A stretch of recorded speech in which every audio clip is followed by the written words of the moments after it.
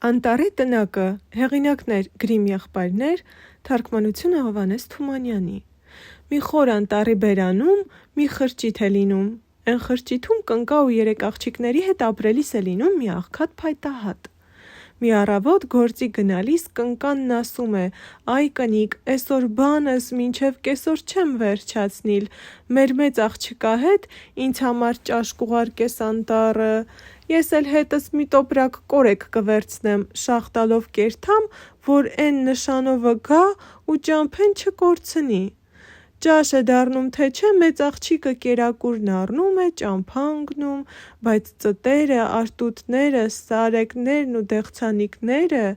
շաղ տված կորեկն արդեն վեր քաղած են լինում ու աղջիկը չի կարողանում հոր հետքը գտնի։ Գնում, մինչև արևը մեր է մտնում ու մութը վրա է հասնում անտառում։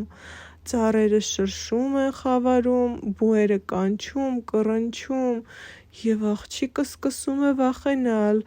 Մին էլ տեսնում է հեռվում, ծառերի արանքից մի կրակ է փայլում,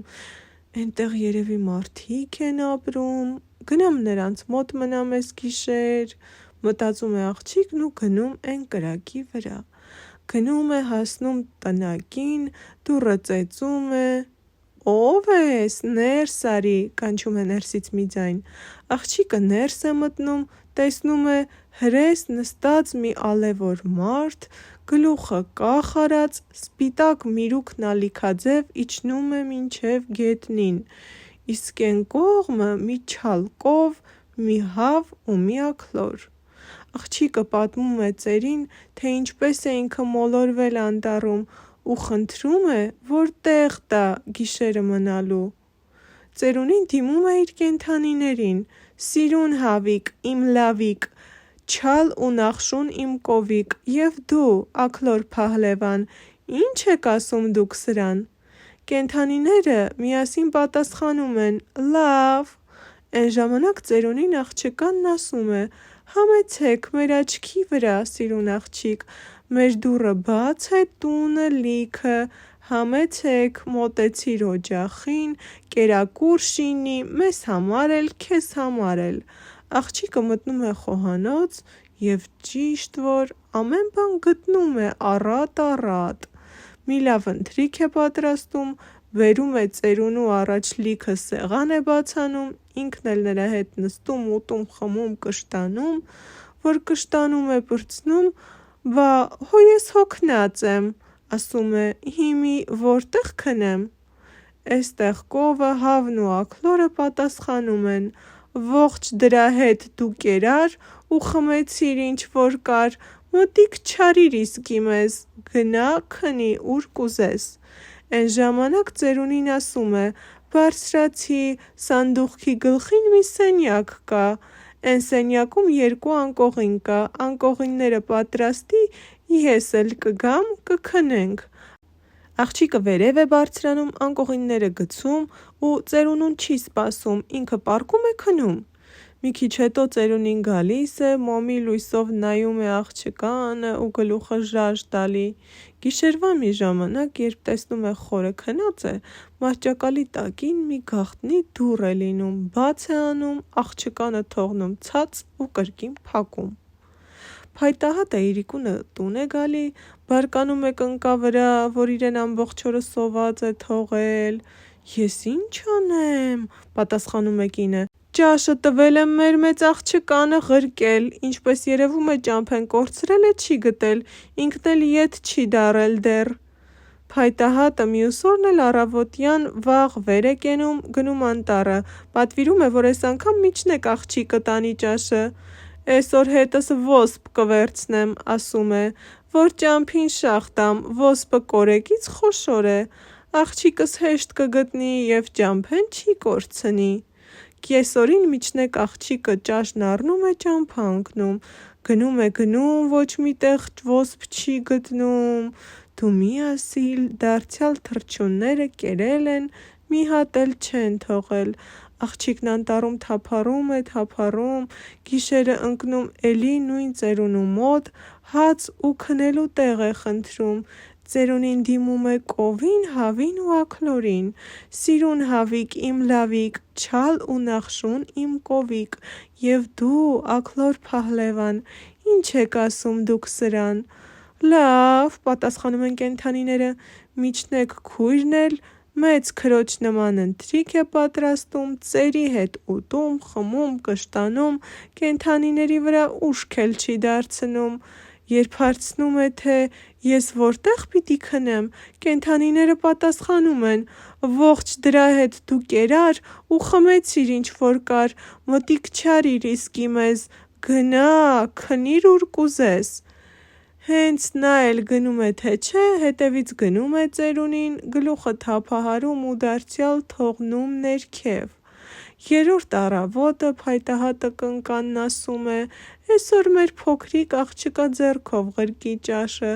նա բարի է ու ականջով, նա ճամփեն կգտնի, իր քույրերի նման չի, որ դեսուդեն ընկնի»: Մայրը չի ուզում երրորդ աղջկանն էլ անտառը ղրկի, լաց է լինում, ասում է. «Աչքիս սև ու սպիտակը սա է մնացել, ինչու ես ուզում սրան էլ կորցնես մեծերի նման»: Դու հանգիստ կաց, ասում է փայտահատը, սա կորչիլ չի, սա էնպես խելոք է, որ... Ես էլ էսօր հետս սիսեռ կտանեմ ճամփին շաղ տալու, սիսեռը ոսփո չի, նրանով անպատճառ ճամփեն կգտնի: Բայց երբ աղջիկը ճաշն առած անտառն է մտնում, թռչուններն արդեն սիսեռը կերած են լինում, աղջիկը մնում է տարակուսած, չի իմանում որ կողմը գնա, մտածում է դարդ է անում, թե հայրը կսովի, մայրը լաց կլինի, ման է գալի, ման գալի, հորը չի գտնում, և երբ մութը ընկնում է, հեռվից տեսնում է անտառի տնակի լույսը ու գնում են լույսի վրա, մտնում է ներս, տեղ է խնդրում ու ալեհեր ծերունին դարձյալ դիմում է իր կենդանիներին. սիրուն հավիկ իմ լավիկ, չալ ու նախշուն իմ կովիկ, և դու աքլոր Փահլևան, ինչ եք ասում դուք սրան: Լավ, պատասխանում են կենդանիները: Էն ժամանակ աղջիկը մոտենում է, գուրգուրում հավին ու աքլորին, կովի ճակատը քորում, ծերի պատվերով ընթրիք է պատրաստում, դնում սեղանին ու ասում. ինչու ես պետք է ուտեմ, իսկ էս բարի կենդանիները քաղցած նայեն: Գնում է, կուտ բերում ածում հավի ու աքլորի առջև, կովի համար էլ մի խորոմ խոտ: Կերեք, ասում է, իմ սիրելիք, այ հիմի ջուր էլ կբերեմ: Գնում է, մի դույլ ջուր է բերում, դնում առաջները, ամենքին կշտացնում է, նոր ինքն է նստում ուտում, ինչ որ թողել էր ծերունին: Իսկ երբ քնելու ժամանակը գալիս է, ասում է. ժամանակը չի արդյոք, որ ամենքս էլ հանգստանանք: Սիրուն հավիկ իմ լավիկ, չալ ու նախշուն իմ կովիկ, և դու աքլոր Փահլևան, ինչ եք ասում դուք սրան: Լավ, պատասխանում են կենդանիները, մեզ հետ կերար դու միասին ու հոգացիր մեր մասին, բարի գիշեր, քեզ բարի, մուրազդ Աստված կատարի: Էստեղ աղջիկը բարձրանում է վերև, անկողինները պատրաստում, ծերունին գալիս է քնում, ինքն էլ մյուս մահճակալի վրա է պառկում ու քուն մտնում հանգիստ: Գիշերվա մի ժամանակ տունը հանկարծ դղրդում է,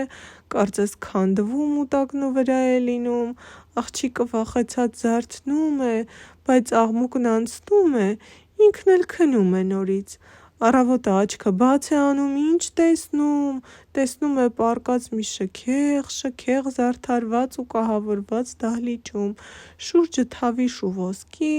հարավային փարթամ բույսեր ու ծաղիկներ այրվում, վառվում են առավոտյան արևի ճառագայթների տակ: Տեսնում է, բայց աչքերին չի հավատում, ասում է. երազի մեջ եմ երևի: Էսպես մտածելիս ներս են մտնում երեք ճոխ հագնված ծառաներ, խոնարհ գլուխ են տալի ու հարցնում. ինչ կկամենաք տիրուհի: Լավ, գնացեք, պատասխանում է քնաթաթախ աղջիկը, հիմի վեր կկենամ, ծերունու համար կերակուր կպատրաստեմ, կովին, հավին, աքլորին կկերակրեմ: Կարծում է, թե ծերունին էլ արդեն վեր է կացել, նայում է նրա անկողնին, տեսնում է ծերունին չկա, տեղը պառկած է մի օտար, ջահել ու գեղեցիկ երիտասարդ: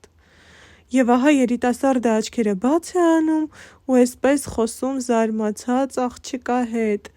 լսի սիրուն աղջիկ, Ես ես երկրի թագավորի որդին եմ, չար վհու կկախարդել էր ինձ ու դատապարտել, որ ես ծերի կերպարանքով ապրեի անտառում, ոչ ոք էլ չլիներ ինձ հետ, բացի իմ 3 ծառաները, նրանք էլ հավի, կովի ու աքլորի կերպարանքով, և այսպես պետք է մնայինք մինչև հայտնվեր էն բարի աղջիկը, էն քնքուշ սիրտը, որ ոչ միայն մարդկանց, այլև կենդանիներին լիներ սիրող ու կարեկից, էն աղջիկը դու եղար, քու շնորհիվ էս գիշեր կեսգիշերին մենք ամենքս ազատվեցինք կախարդանքից ու իմ պալատը, որ դարձել էր անտառի մի հին տնակ, նորից դարձավ առաջվա պալատը